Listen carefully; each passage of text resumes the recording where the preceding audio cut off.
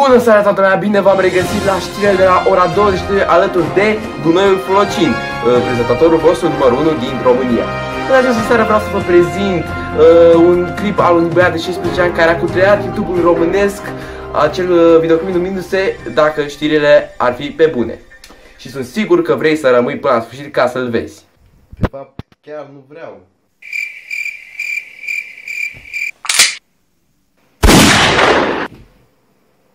Deci dacă știrile ar fi pe bune. Hai să dăm.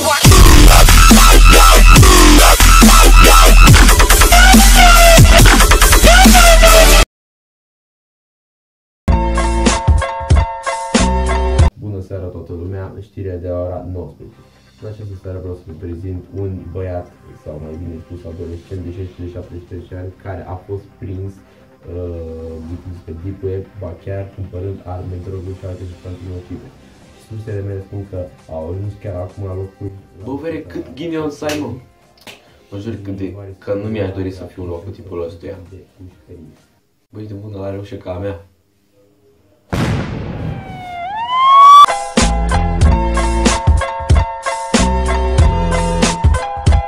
Iar acum, ca pe final de emisiune, aș vrea să vă prezint un concurs care, de fapt, la rândul este prezentat și de colegul meu.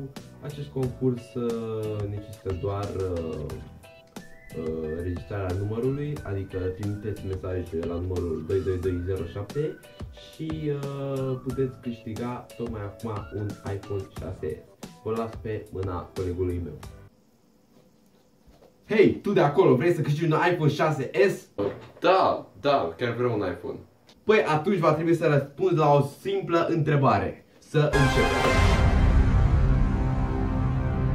Întrebarea este: câte butoane are iPhone 6s pe față? A 1, B 2, C 6. D, toate variantele sunt corecte.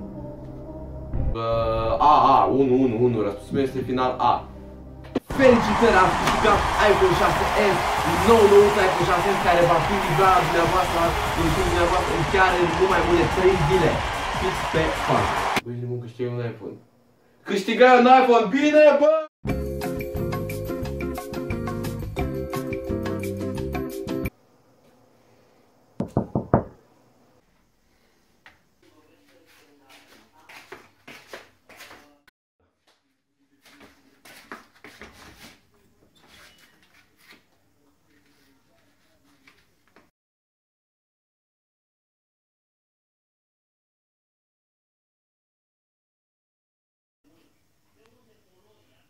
Ce, Doamne!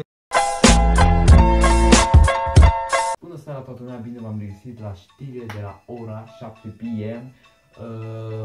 În această seară vreau să vă prezint că tot e Crăciunul. Un gest făcut de mine și de echipa noastră.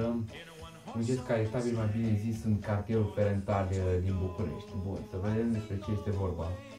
Și cum nu-ți place cadoul pe care ți l-am dat? Nu. Păi, de ce? Ce are? Eu voiam cocaină.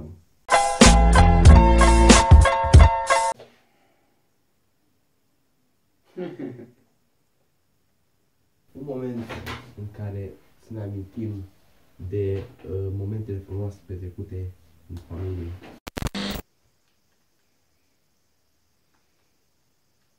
Mare plictiseală, așa că când ne plictisim ne putem uita la televizor.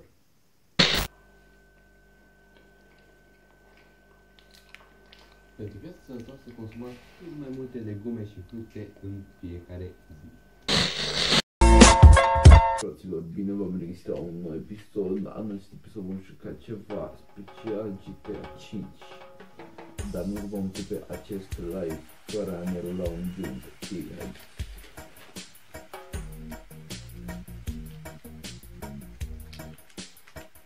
Pe când am mai luat chestia asta de bun.